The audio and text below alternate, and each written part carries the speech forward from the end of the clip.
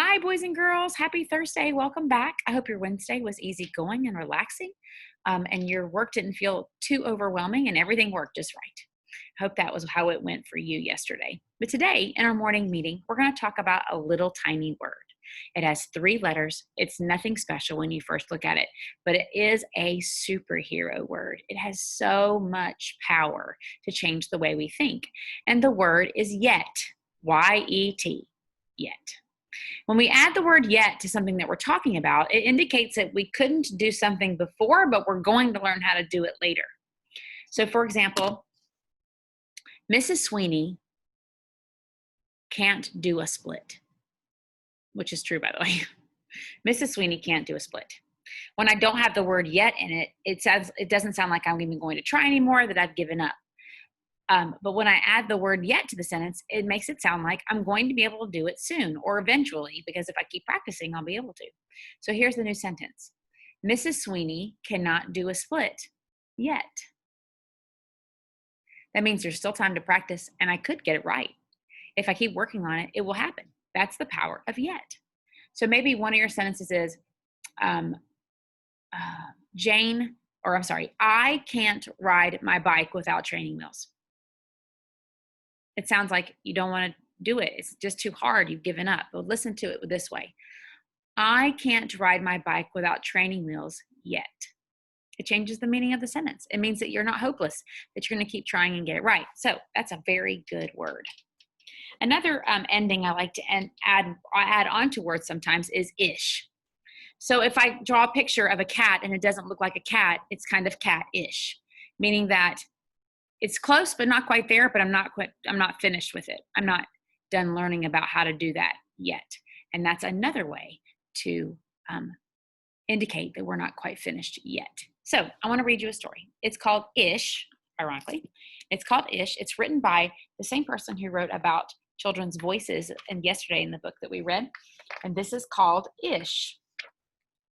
The author is Peter Reynolds. Ramon loved to draw. I love to draw. I bet you love to draw too. Anytime, anything, anywhere. By the way, look where he's drawing. So silly.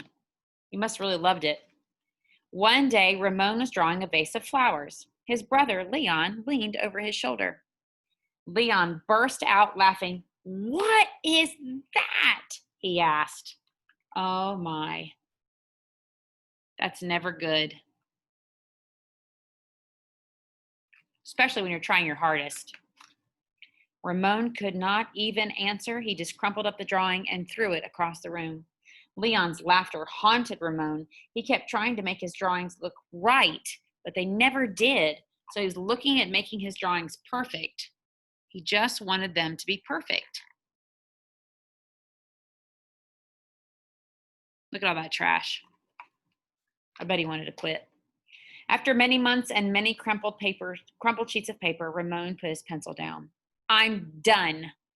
He was over it. Couldn't get him to look just right for him.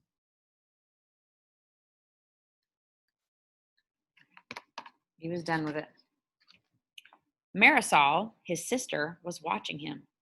"What do you want?" "I was watching you draw," she said. Ramon sneered. "I'm not drawing. Go away." Marisol ran away, but not before picking up a crumpled sheet of paper. So she picked up a piece of trash on the floor. "Hey, come back here with that!" Ramon raced after Marisol up the hall and into her room.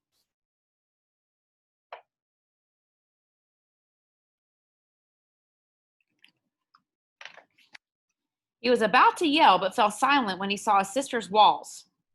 He stared at the crumpled gallery. She had gathered all of his art and hung it in her room. Look at that. It was like an art gallery, but it was all what he thought was trash. So he could hardly believe they were on her walls. "This is one of my favorites," Marisol said, pointing. "That was supposed to be a vase of flowers," Ramon said, "but it doesn't look like one." "Well, it looks vase-ish," she exclaimed. "It wasn't perfect, but it was close."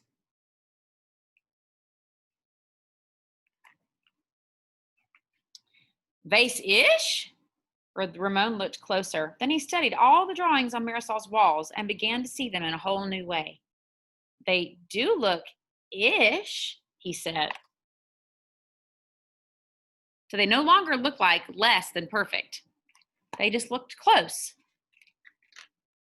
So he was starting to see it through his sister's eyes instead of his brother's. Ramon felt light and energized. Thinking ishly allowed his ideas to flow freely. He began to draw what he felt, loose lines, quickly springing out without worry. So he was free just to make anything he wanted to, not even worried about whether or not it was perfect. Ramon once again drew and drew the world around him. Making an ish drawing felt wonderful. He filled his journals: tree-ish, house-ish, boat-ish, afternoon-ish, fish-ish, sun-ish.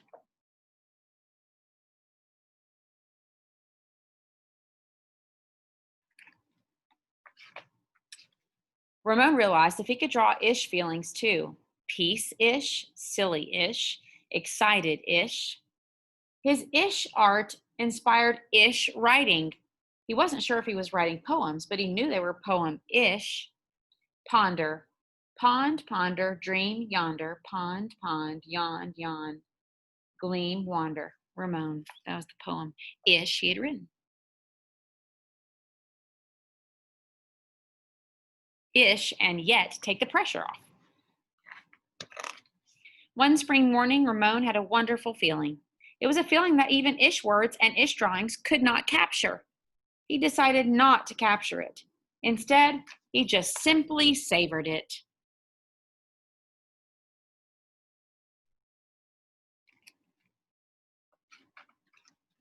And Ramon lived ishfully ever after. Isn't that so nice? I love that. Ishfully ever after. The end. I love that.